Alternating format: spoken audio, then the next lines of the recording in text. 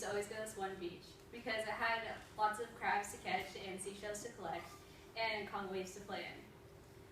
After a while, it started to collect garbage, and it got to the point where my parents wouldn't let us go to that beach anymore because there was too much garbage and it was contaminated.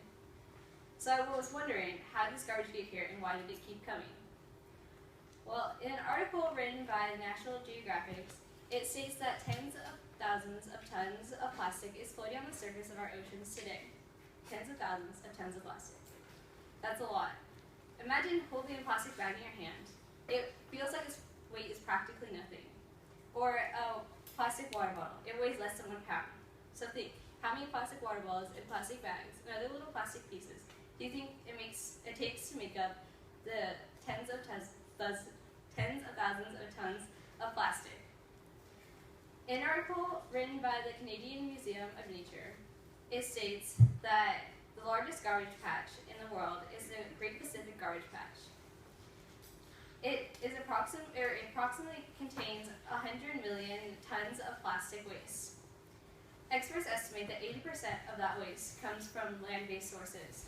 But where on the land does this come from? It's not just the beaches, like my favorite beach, that are littered. It's also everywhere else on the land. When you're driving down the street and you see somebody throw something out the window, that garbage is probably going to end up in the ocean because it can easily get into storm drains that take it to the ocean, or it could get into a river that takes it to the ocean.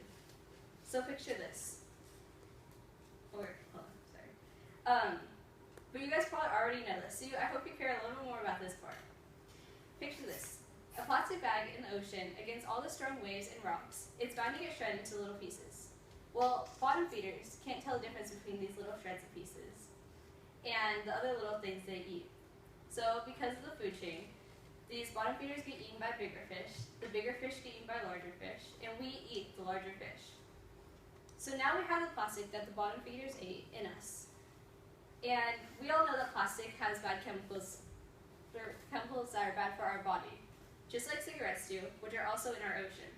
So how do we stop this cycle? How do we keep our beaches clean and keep these chemicals out of our body?